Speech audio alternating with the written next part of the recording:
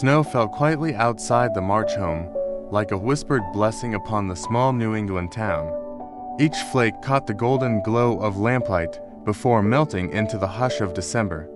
Inside, the parlor flickered with the soft warmth of the fire, a fragile island of comfort in a season of waiting. The March sisters gathered close, the scent of pine and candle wax lingering in the air.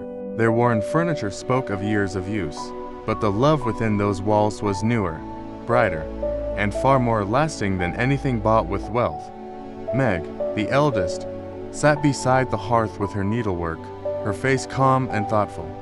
Joe, restless as ever, perched cross-legged by the fire, with ink-stained fingers and a furrowed brow. Her imagination. Meg broke the silence first. "I do wish we could have something special this year," she said softly, stitching another neat line into her fabric. "It doesn't seem like Christmas without a few surprises." Joe laughed, tossing her pen aside. "We've got each other, haven't we? I'd rather have that than 1,000 ribbons or chocolates." Amy turned, her curls glinting in the lamplight. "That's because you never cared for nice things, Joe. Some of us would like a little elegance in life." Beth smiled faintly, her voice almost a whisper. "Maybe we can still make it special."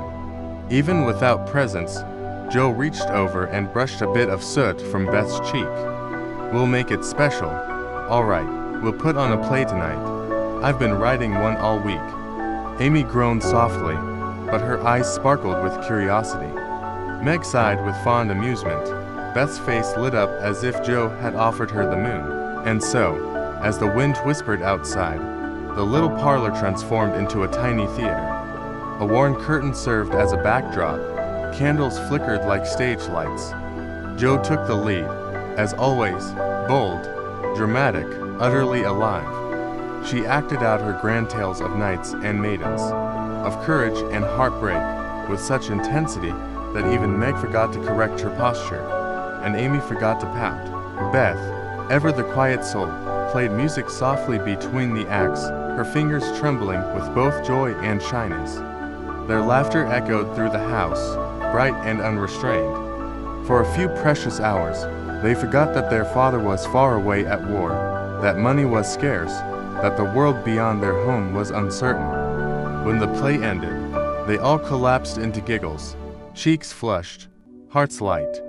"You're a born storyteller, Joe," Meg said warmly. "You'll be famous one day."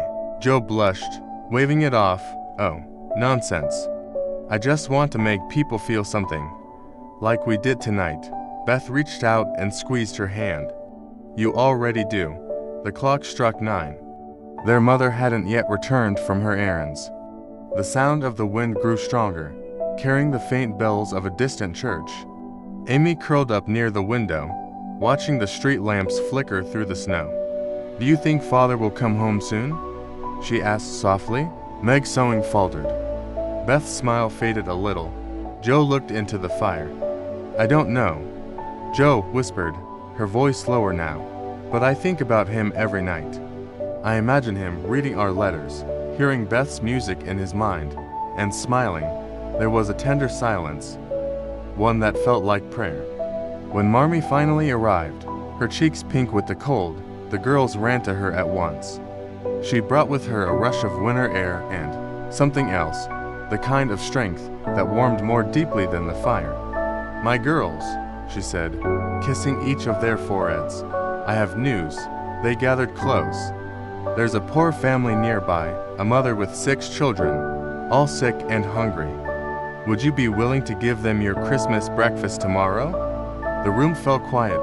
The breakfast had been their one luxury, simple, but special. Meg hesitated only a moment. "Of course," she said softly.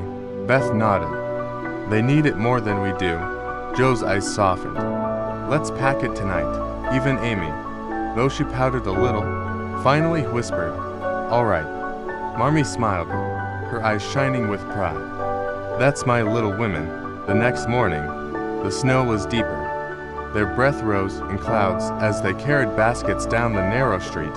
The poor family's cottage was small and cold, the roof patched, the air heavy with illness. Inside, the children lay pale and shivering. The March sisters set the food on the rough table: bread, porridge, fruit, and tea. Beth knelt beside the youngest child and offered her scarf. When they returned home, their fingers were numb, but their hearts were full. The fire crackled as if to welcome them back. "I think," Joe said, smiling, "that was the best Christmas breakfast we've ever had." Beth nodded, eyes glistening. "I feel warm all the way through." Marmee wrapped her arms around them, whispering, "You given more than food. You given love." That evening, they sat again by the hearth. The room was quiet now. The excitement faded into a peaceful stillness. The firelight painted their faces in amber and gold. Jo gazed into the flames, her mind far away.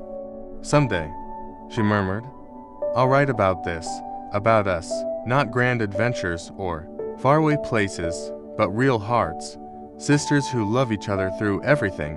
Beth rested her head on Jo's shoulder. "That would be a beautiful story." Amy yawned softly, half asleep. "Only if you make me the prettiest one." Meg laughed, tucking a blanket around her. "You'll be beautiful enough, dear." Outside, snow drifted against the windows like the turning pages of a quiet dream. The night grew late. One by one, the candles burned low. Beth's gentle lullaby drifted through the room, a melody that wrapped itself around the flickering shadows. Jo watched the snow fall and thought of her father, somewhere beneath the same moonlight. She whispered a silent promise that she would keep their home bright until he returned. In that small house, beneath the hush of winter, for sisters dreamed of life, love, and all the unseen paths ahead, not knowing how each would change, how time would shape them, or how joy and sorrow would intertwine like the threads of a single, endless story. Winter melted into spring slowly, as if the earth itself needed time to wake. The snow retreated in soft patches, revealing the dark soil beneath, and the air filled with the sound of melting icicles and distant birds returning home. The March house, once wrapped in frost, now smelled faintly of lilacs and fresh bread. Inside, the sisters were as restless as the changing weather. The fire no longer burned all day, but sunlight streamed through the windows, falling in golden shapes across the worn floorboards. Meg still sewed by the window, but her gaze wandered more often now, to the street, to the world beyond. Jo spent her mornings bent over her notebook, scratching furiously at the pages as if afraid the words might vanish if she didn't catch them in time. Beth played her music more confidently, her melodies lilting through the house like the first breezes of spring. And Amy, ever the dreamer, carried her sketchbook everywhere, filling it with sketches of flowers, ribbons, and her sisters' faces. One morning, Jo threw open the windows and declared, "I'm going out." Meg looked up, startled. "Out? To where?" "To the world," Jo said, laughing, "or at least to see if the world still exists beyond our gate." Beth giggled, "Don't forget your bonnet, or you'll catch cold." But Jo was already gone, her boots splashing through the thawing road, her hair loose beneath her cap, her spirit wild and alive. She followed the path past the fences and fields until she reached the grand mansion that stood at the edge of town, the Lawrence house.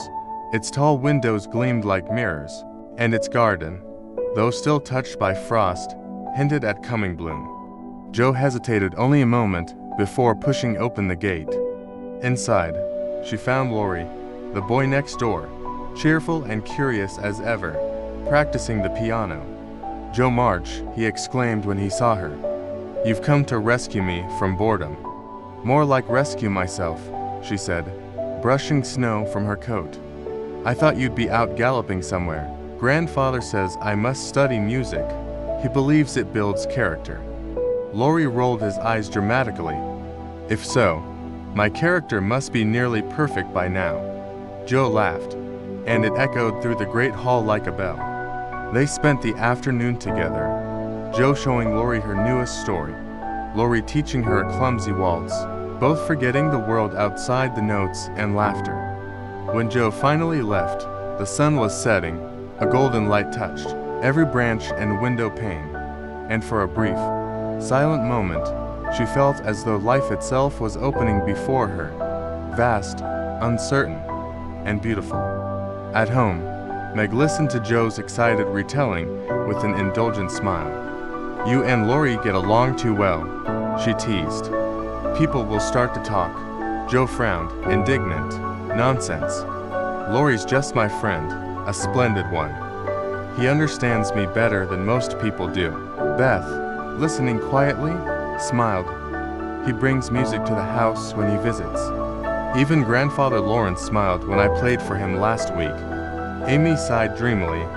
"Imagine having a piano like theirs. Or a dress of silk, or just one evening at a ball."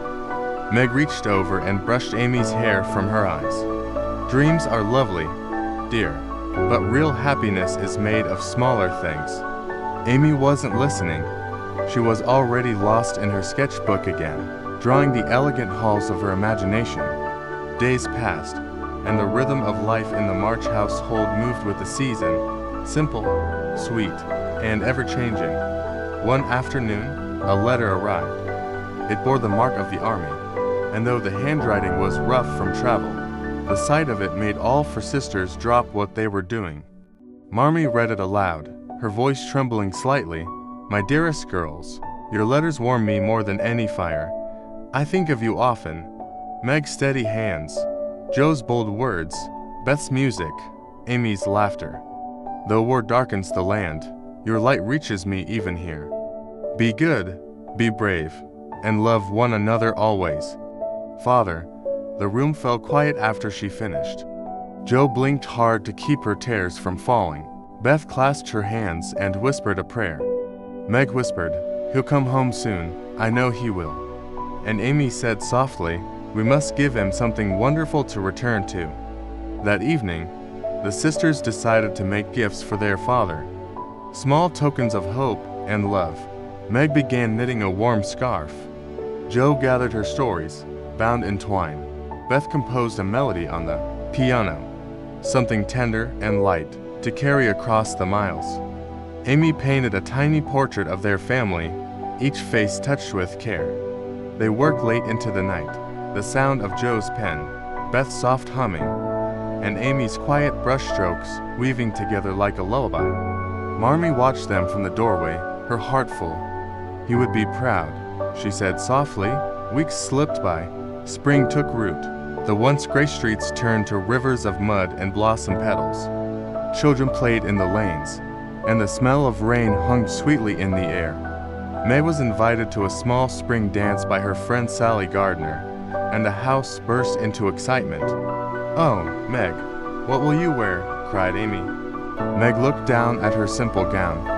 "This will have to do," she said, a little sadly, "but maybe with a ribbon." Joe rummaged through a drawer and found one of pale blue. "There," she said, tying it around Meg's waist. "Now you're as fine as any lady in town." Meg smiled, though a hint of longing still shadowed her eyes. "I only hope I don't make a fool of myself." "You won't," Joe said firmly. "You'll be the loveliest one there, because you're kind." That night, when Meg returned home, her cheeks were flushed and her eyes bright. "It was wonderful," she told them, sinking into the chair by the fire. "But I felt so out of place among all those fine dresses and polished shoes. Still, it was like a dream." Beth hugged her gently. "You belong anywhere your heart is kind." As the months rolled on, Joe grew more determined to follow her dream of writing. She began sending her stories to the local newspaper. Some were rejected, others ignored, but one morning, as sunlight streamed across her desk, she opened an envelope and found her words printed on a page. Her breath caught. "It's mine," she whispered, "my story." She ran downstairs, waving the paper like a banner. "Look, I'm published." Meg smiled, Beth clapped her hands in delight, and Amy gasped in awe. Marmee took her by the shoulders, pride and tenderness shining in her eyes. "You see, Joe, your words have a place in the world." Joe laughed, half in disbelief, half in joy. "Then I'll write 100 more." And she did, her imagination spilling out faster than ink could dry. One evening, Laurie came over, breathless with excitement. "You're famous now," he teased, waving a copy of the same newspaper. "Everyone's talking about the mysterious young author." "Oh, nonsense," Jo said, though she couldn't hide her grin. He leaned against the piano. "You'll have to sign my copy someday." Beth's music filled the room as they laughed together, the sound of youth and friendship rising through the opened windows into the mild spring air. The night ended quietly. Laurie walked home under the silver moon, and Jo stood by the doorway, watching him disappear into the soft light. For a moment, she felt a strange ache in her chest. Not sadness exactly, but something tender and unnamed. Later, as the sisters prepared for bed, Jo stood at the window, looking out at the orchard blooming in the dark. Meg brushed her hair and said softly, "You changed. Jo, you're softer somehow." Jo smiled faintly. "Maybe I'm less growing up." Beth's lullaby drifted from the next room, a tune of hope and peace. Amy murmured from her bed, "Someday, we'll all be grand ladies and artists and writers." Jo turned from the window, her eyes warm. "Someday, perhaps. But tonight, we're home, and that's enough." Outside, the cherry blossoms swayed gently in the wind, and their petals scattered like tiny stars against the night. Summer came to Concord like a soft golden dream. The air shimmered with sunlight, the gardens burst into bloom, and the March home seemed almost to hum with quiet joy. The lilacs that had once framed the windows now leaned heavy with flowers, filling the air with their tender perfume. Life moved quickly now, faster than the sisters realized. Each was chasing something, though none yet knew what it would cost to catch it. Meg spent her mornings at the gardener's home, helping Sally prepare for her wedding. The house was filled with silks and chatter, ribbons and laughter, a world of elegance that both delighted and unsettled her. "Meg, you'd look lovely in this shade of lavender," Sally said one afternoon, holding up a gown. Meg smiled politely, but glanced down at her own simple dress, worn at the cuffs. "It's beautiful," she admitted, "but not for me." Sally laughed. "Oh, you always say that. One day you'll marry well and have dresses finer than this." Meg blushed, not from pride, but from discomfort. The thought of marrying well felt both distant and unimportant. Yet, as she caught her reflection in the mirror, a young woman no longer a girl, a small ache bloomed in her heart. Back home, Jo's ambition burned brighter than the summer sun. She spent hours hunched over her desk, writing furiously, stories of adventure and heartbreak, filled with swords, duels, and daring escapes. The ink smudged her fingers, and her candle burned late into the night. One afternoon, she carried her latest story to the local publisher, her heart pounding. The man behind the desk, gray-haired and solemn, read a few pages before glancing up. "It's spirited," he said, "but perhaps a bit too spirited. Our readers prefer tales with gentler morals." Jo stiffened. "Gentler." He smiled, not unkindly. "You have talent, Miss Marge, but temperate. The world ain't ready for such wild heroines." Jo walked home in silence, the summer breeze tugging at her hat. His words echoed in her mind, temperate. At home, Beth was at the piano, her gentle music filling the air like a balm. Jo dropped her satchel and sighed. "They don't understand. They want polite stories, tidy endings." Beth looked up, her eyes full of quiet wisdom. "Maybe you can still write what you feel, Jo, even if they don't understand now." Jo smiled faintly, sitting beside her sister. "You always make things sound possible." Beth pressed a soft note on the piano. "That's because I believe they are." Amy's world, meanwhile, had taken on a different light. Aunt March had invited her to join painting lessons at a local academy, a privilege Amy embraced with every ounce of grace she could muster. Each morning she practiced her sketches, flowers, portraits, the curve of sunlight over lace. Her instructors praised her progress, and Amy began to imagine a life beyond their small home, perhaps even abroad, in Paris or Rome, where art breathed like air. but her pride often sparked quarrels with Joe. "You're careless," Amy cried one afternoon, clutching a torn drawing. "You spattered ink all over my sketch." Joe turned sharply. "Well, maybe you shouldn't leave your art in the middle of the table. I have work too, you know." Amy's eyes flashed. "Your work is messy, loud and full of scribbles. Mine takes refinement." Joe froze, the word stinging. "Refinement doesn't make truth, Amy." They turned away from each other, both hurt, both stubborn. That night, Marmee found them silent at supper. She said gently, "My girls, remember, talent is a gift, but kindness is a choice. Don't let pride make you poor in heart." Amy lowered her gaze. Joe bit her lip. The next morning, Joe slipped a clean piece of drawing paper onto Amy's desk. No note, just quiet peace. Amy smiled when she found it. Beth remained the calm at the heart of their home. She rarely left the house, content with her music and her small acts of kindness.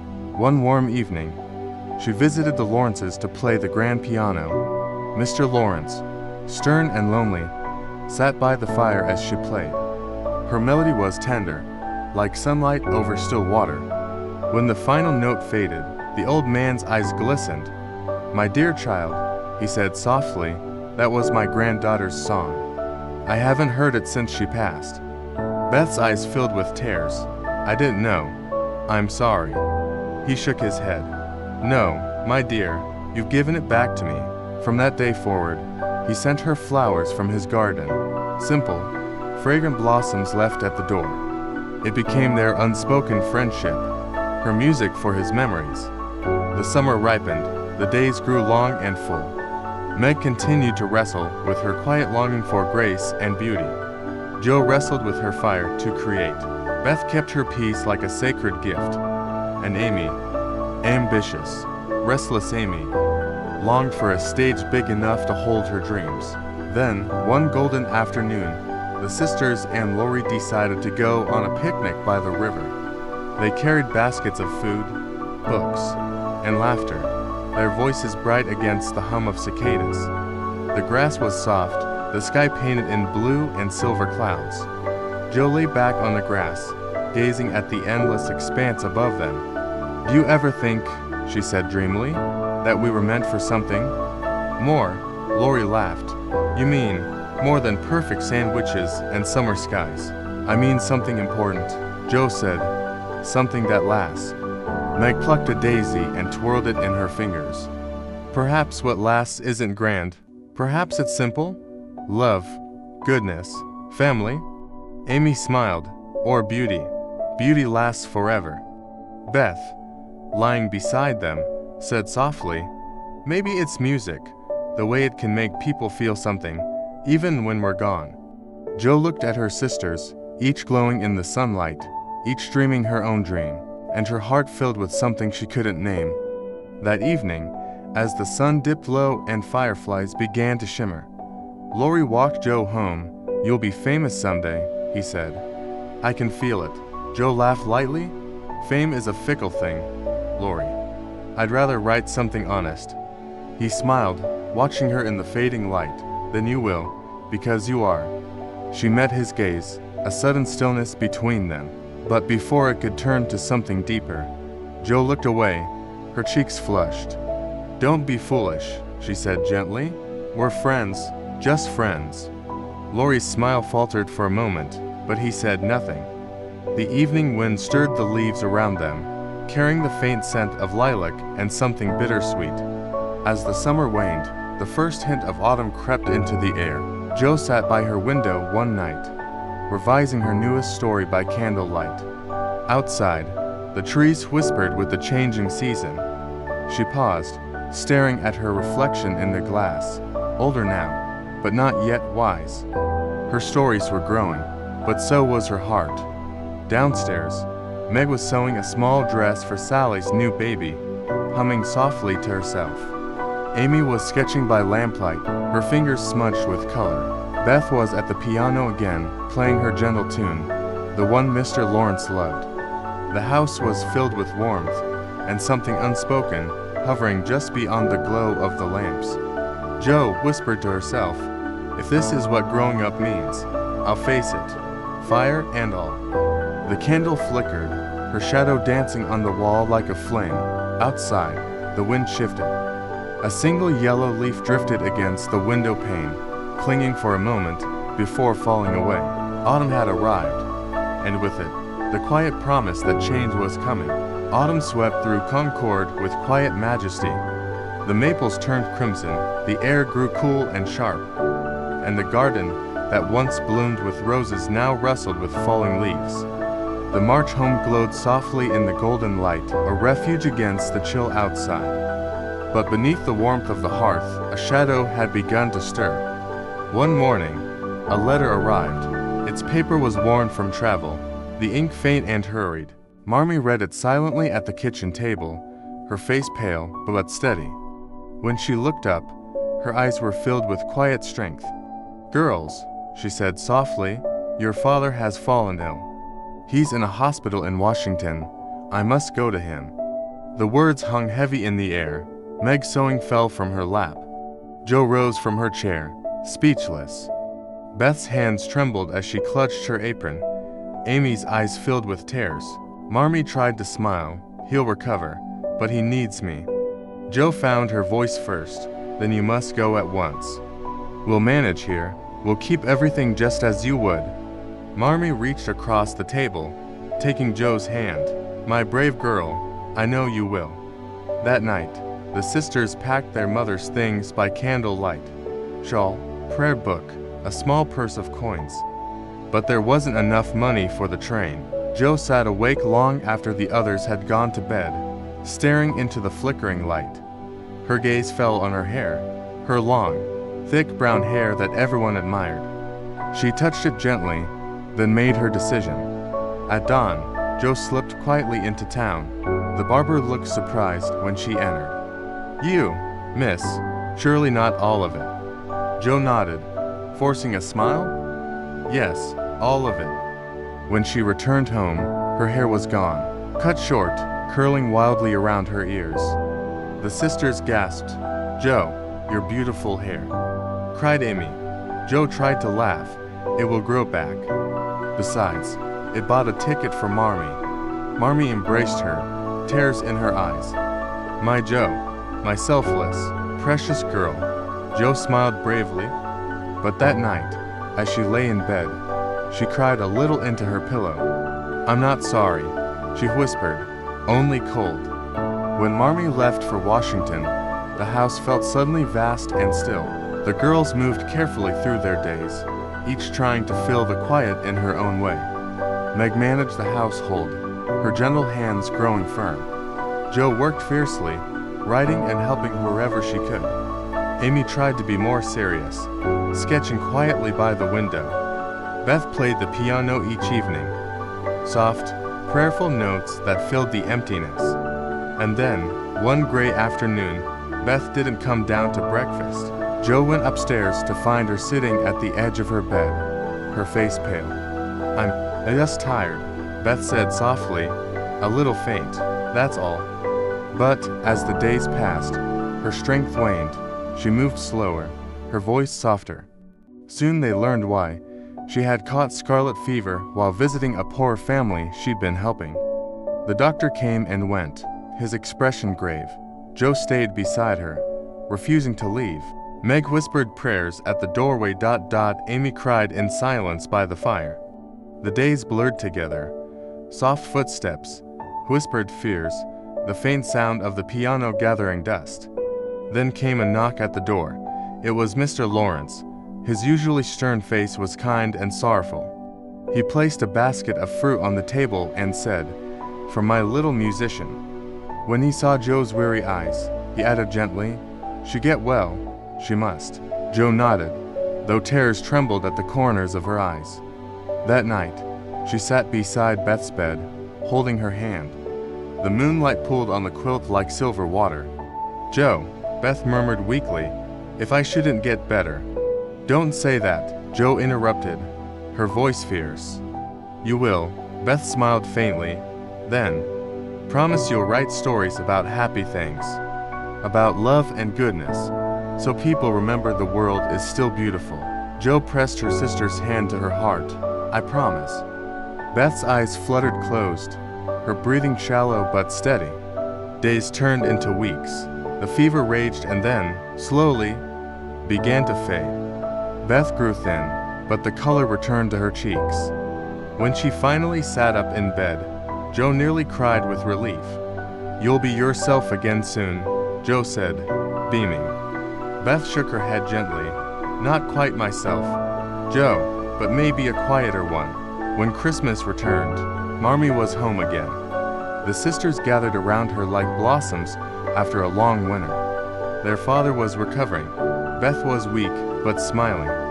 The air was full of gratitude, and the hearth glowed with golden firelight. That night, Jo slipped outside into the snowy garden.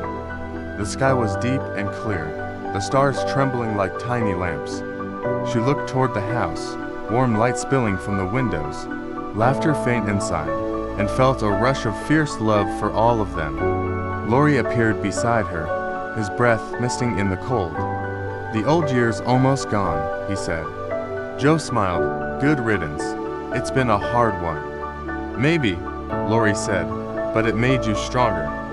She looked at him, snowflakes catching in her cropped hair. And you, Kinder. They stood in silence a while, the snow falling softly around them. Then Laurie took her mittened hand, just for a moment, before they both turned back toward the glow of home. Inside, the March family gathered by the fire. Marmee read aloud from a letter Father had sent, full of hope, faith, and gratitude. Each face shone in the warm flicker of the flames. Meg's calm grace, Jo's bright fire, Beth's quiet peace, Amy's growing light. The storm had passed, but the shadows it left would remain, shaping them, teaching them, preparing them for what was yet to come. That night, as the last candle burned low, Jo wrote a few lines in her notebook. We are tested not by joy, but by sorrow. And yet, from the storms we survive, love grows deeper roots. She closed the book, set it beside the window, and watched the snow fall, gentle, endless, forgiving. The snow of the last winter melted slowly into spring. The March garden, silent for months, began to stir again, soft buds pressing through the cold earth, pale sunlight spilling over the fence. Life, once fragile and uncertain, was beginning to breathe again. Inside the little house, Beth's laughter floated softly from the piano, fragile yet full of light. Jo sat near the window, her notebook open, ink smudged on her fingers. Meg hummed while she mended a sleeve, and Amy was bent over a sketch of white roses, her blonde curls catching the morning glow. It was as though peace had returned, yet beneath the calm, each heart was quietly turning toward its own path. One Sunday afternoon, a carriage stopped in front of the March home. Laurie jumped down, carrying a bouquet of white lilacs. Spring's first flowers, he said cheerfully. For the bravest girls in Concord. Beth smiled shyly and thanked him. Amy arranged them in a vase, humming softly. But Jo, restless as ever, could not stay still. She followed Laurie outside, the sun warm on her face. You've been away all week, she said. What have you been plotting? Laurie grinned. I've been helping my grandfather with business, but thinking of a little celebration for you all. Something to mark how far we've come. Jo rolled her eyes. We don't need a celebration. We need peace and quiet, and perhaps more ink. Laurie laughed. You'll never change, Jo. Good, she said, smiling despite herself. I'd be dreadful if I did. Yet later, that evening, as she watched Meg gazing thoughtfully into the fire, Jo sensed that change was coming, quiet and unstoppable, like spring itself. A few weeks later, Mr. Brooke came to call. He was Laurie's tutor, kind, reserved, with eyes that carried a certain sincerity Jo couldn't help but respect. When Meg entered the room, her face flushed pink, and suddenly Jo understood. After tea, as they sat together, Mr. Brooke spoke softly to Meg about courage and patience, about simple joys and honest hearts. His words were gentle, but Joe could see the affection behind them. That night, Joe stormed into her room, pacing. "A proposal," she muttered. "Of all things?" "Meg's far too young to be married." Beth looked up from her embroidery. "But, Joe, Meg is nearly 20. 20, that's nothing. She's still our Meg. What will we do without her?" Beth smiled quietly. "Love her still, only from a little farther away." Joe sighed, defeated. "You always say the right thing." Beth's smile faded slightly. "Sometimes right things are sad things." Joe sat beside her and took her hand. "I wish the world didn't change, Beth. I wish we could all stay just as we are. Forever." Beth looked at her with that serene, knowing expression that always seemed to see beyond the moment. "Maybe the world changes so that we learn how strong love really is," she whispered. Beth's strength had returned, but her steps were slower now, her voice softer. She no longer played lively tunes on the piano, only quiet melodies that seemed to drift from another world, sweet, distant, aching. Joe noticed. She began spending more hours by Beth's side, reading aloud or simply sitting in silence. One evening, as rain tapped gently against the window, Beth spoke in a tone that made Joe's heart tighten. "I think I've had my share of sunshine. Joe, maybe God needs a little of it back."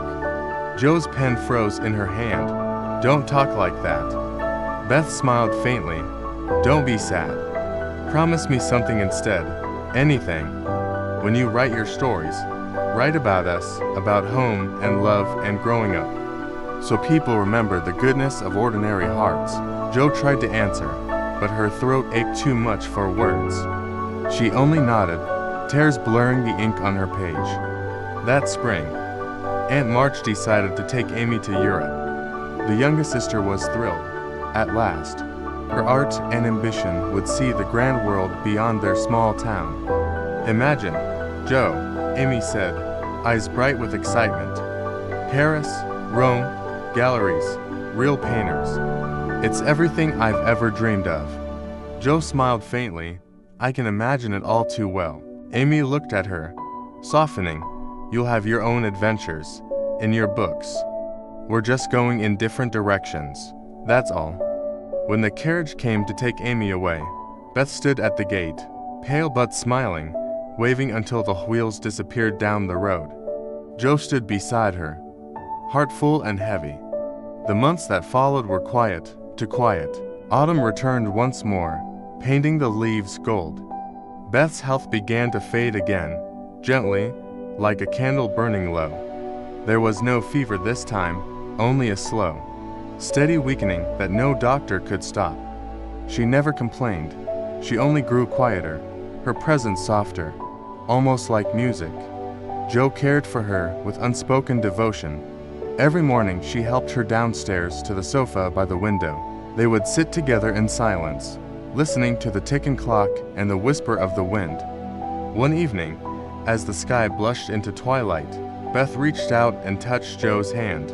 "I'm not afraid," she said. "Only sorry to leave you." Joe's tears fell freely now. "Don't go yet, Beth, not yet." Beth smiled, her eyes distant but peaceful. "Wherever you go, I'll be near. You'll feel me in the quiet moments, in your stories, in the wind, in the songs you'll hear at night." The firelight flickered softly on her pale face. When the house fell silent later, that winter, Joe knew the moment had come. Beth was gone, gently, as she had lived. For days, the world felt gray and hollow. Even the garden seemed to mourn, its branches bare, the air still. But one morning, Joe rose before dawn and walked outside. Frost glimmered on the grass, the sky pale with first light. She stood there, watching the sun rise slowly behind the hills. The air was cold but full of something she hadn't felt in months, peace. She whispered softly, "Goodbye, my Beth. You kept us all good. You'll never be gone from me." And as she turned back toward the house, a soft wind moved through the trees, gentle, like a hand brushing her shoulder. That evening, Joe sat at her desk, the candle burning low. She opened her notebook and wrote slowly, carefully, as though her words were prayers. Love changes form, but never fades. The dearest hearts do not leave us. They become the quiet strength within us. She set down her pen, looked out the window, and saw the faint light of the stars trembling above the March home. The years passed quietly in Concord. The little brown house on the hill stood unchanged, but inside it, the laughter of the March girls had softened, no longer the wild joy of childhood, but the calm melody of grown hearts. The world beyond their door had shifted too. The war had ended, spring had returned again and again, and life out in all its ordinary beauty went on. Each of the March sisters had found her own path, yet the thread that bound them together remained unbroken. Meg was the first to bloom into womanhood. Her wedding day was simple and beautiful, pale roses, sunlight through lace curtains, and Marmie's proud, teary smile. John Brooks stood beside her, humble but steadfast, and when he spoke his vows, his voice trembled with love. Joe, standing beside her, tried not to cry. Amy whispered, "You see, fairy tales can happen after all." Beth, pale but smiling, softly played the wedding march on the piano. Years later, Meg's home became a warm and bustling place filled with the laughter of her little twins, Daisy and Demi. Though her days were full of work and worrying, there was a gentle light in her eyes, the peace of a woman who had found where she belonged. Whenever Joe visited, she would tease, "You've turned into Marmie," and Meg, brushing flour from her hands, would laugh. "If I can become half the woman she is, I'll be happy." Joe, the quiet strength. After Beth's passing, Joe's fire dimmed for a time. Her stories sat unfinished, her ink dried. But one afternoon, as she reread Beth's old letters, she found a small scrap of paper tucked inside. "Write, Joe, write what you know, about us, about love, about growing up." The words felt like a voice carried on the wind, so Joe began again, this time, not about grand adventures or distant heroes, but about the little world she knew best, for sisters in a small house, finding strength in one another. She wrote slowly, tenderly, pouring her heart into every line. Her first book, Little Women, was published quietly, but the world received it with open arms. Letters poured in, praising its warmth and honesty. Readers saw themselves in Meg's gentleness, Joe's courage, Beth's kindness, Amy's dreams. When Lori brought the first printed copy to her, Joe traced her fingers over the title. "It's ours," she whispered, "all of ours." Lori smiled softly. "You've turned memories into something that will never fade." Amy's years in Europe had changed her. She had studied art in Paris, walked along the Seine, and seen beauty she'd once only dreamed of. But she also learned that true art came not just from elegance, but from heart. When she returned home, she brought sketches of everything: the light on Italian waters, the curve of marble statues, the faces of people she had loved and lost. And she didn't return alone. Lori had followed her, not out of duty, but out of quiet admiration that had grown over time. Their marriage was gentle, born of friendship and shared dreams rather than fiery passion. When they arrived in Concord as husband and wife, Joe met them at the gate, surprised at first, but then smiling through tears. "Perhaps," she said, "you were meant for each other all along." Amy blushed, and Lori laughed softly. "Joe, I think Beth arranged it somehow." They all laughed, though tears shimmered in their eyes.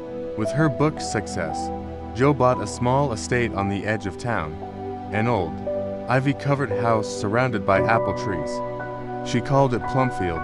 Soon it became a home for children, bright, curious, hopeful souls who needed guidance and love. Marmie and Mr. March often visited, their pride shining quietly in their eyes. In the evenings, Joe would sit by the window, watching the children chase fireflies under the trees, their laughter echoing in the dusk. Sometimes she imagined Beth sitting beside her, still, serene, smiling. When the stars came out, Joe would whisper softly, "I did it." Beth, I wrote our story. You're still here, in every word. One golden summer afternoon, the March sisters gathered again at the old home. The air smelled of lilacs, and sunlight streamed through the open windows. Meg's children ran laughing through the garden. Amy sat sketching them, her curls glinting in the light. Lori played a soft tune on the violin, and Joe hummed along while mending a child's torn sleeve. Marmee sat nearby, watching them all with quiet joy. "My girls," she said softly, "how you've all grown, and yet, you're still my little women." The room filled with laughter and tender silence. Joe looked around and felt a wave of warmth, not the wild joy of youth, but a deeper, steadier happiness.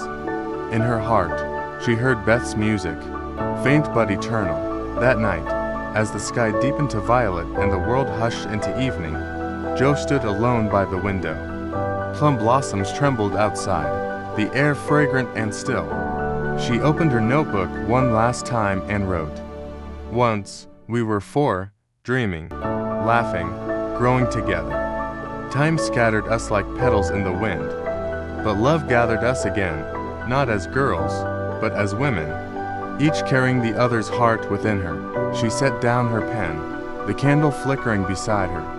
Outside, children's laughter faded into night. Joe closed her eyes and smiled, not sadly, but with peace. The world was quiet, yet full, and she knew, at last, what it meant to live a good life. As the camera would fade, the house would glow softly under moonlight, and through the open window, the sound of Beth's piano would drift faintly, as though the music had never truly ended. And so the March sisters grew, not away from each other, but toward the women they were always meant to be.